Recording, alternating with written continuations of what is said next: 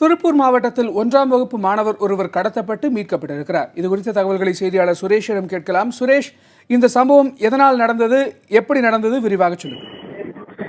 கணேஷ், திருப்பூர் அவினாசி சாலை பகுதியில் இருக்கிற ஸ்டேன்ஸ் 2ஆம் வீதியைச் சேர்ந்தவர் செந்தில்குமார். இவர் மருத்துவராக இருக்கிறார். அது மட்டுமல்ல, இவர் எலும்பு முறிவு மருத்துவமனைக்கு உரிமையாளராக இருந்து வந்திருக்கிறார். இந்த நிலையில் இவரது மகன் 1ஆம் வகுப்பு படித்து வருகிறான். இவன் லட்சுமிபுரம் பகுதியில், திருப்பூர் லட்சுமிபுரம் பகுதியில் இருக்கிற ஒரு தனியார் பள்ளியில் படிச்சிட்டு இருக்காரு.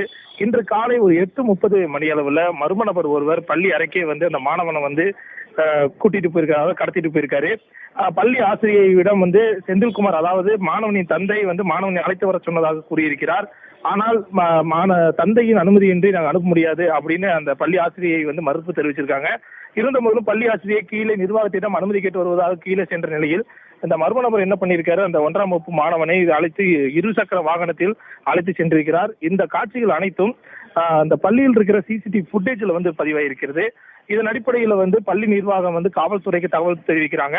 அப்பொழுது பள்ளிக்கு விரைந்த காவல்துறையினர் அந்த சிசிடிவி ஃபுட்டேஜை பார்த்து அதில் இருக்கிற அந்த அங்க அடையாளங்கள் மற்றும் இருசக்கர வாகனத்தின் எண்கள் மற்றும் மாடல், அதை என்ன வண்டி எல்லாமே நோட் பண்ணி இருக்கிற எல்லா கண்ட்ரோல் ரூமுக்கும் தகவல் தெரிவிச்சிடறாங்க. இந்த நிலையில சரியாக 10:30 மணி அளவுல திருப்பூர் மாவட்டம் தாராபுரம் பழனி சோதனை சாவடி பகுதியில அந்த வாகனம் கடந்து போகும்போது காவல்துறையினர் மடக்கி பிடிச்சிருக்காங்க. கணேஷ், சுரேஷ், தற்போது விசாரணையின் நிலை என்ன? காவல்துறையினரின் அடுத்த கட்ட நடவடிக்கை என்னவாக இருக்கும்? முதல் கட்டமாக அந்த தாராபுரம் பழனி சோதனை சாவடி பகுதியில அந்த வாகனத்தை தடுத்து நிறுத்தும் போது அந்த மர்மர் என்ன பண்ணியிருக்காரு, சோதனை சாவடி காவலர்களை மீறி அது அவங்களை தாண்டி அவர் தொடர்ந்து வாகனத்தை இயக்கியவர் சென்றிருக்காரு. அதன் பிறகு ஜீப்ல ஏறின காவல்துறையினர் அந்த வாகனத்தை விரட்டி பிடிச்சு தடுத்த போது அவர்கிட்ட விசாரணை மேற்கொண்டிருக்காங்க. அப்ப அந்த மாணவனும் அவங்க கூட தான் இருந்திருக்கான். அப்ப அவனோட பேர் தேவராஜ் என்பதும் அவர் மருத்துவர் செந்தில்குமாருக்கு உறவினர் என்பதும் முதல்கட்ட விசாரணையில் தெரிய வந்திருக்கிறது. எதற்காக அந்த மாணவனை அவர் கடத்தி சென்றார் என்பது குறித்து இப்ப தீவிர விசாரணையில காவல்துறையினர் ஈடுபட்டு வராங்க.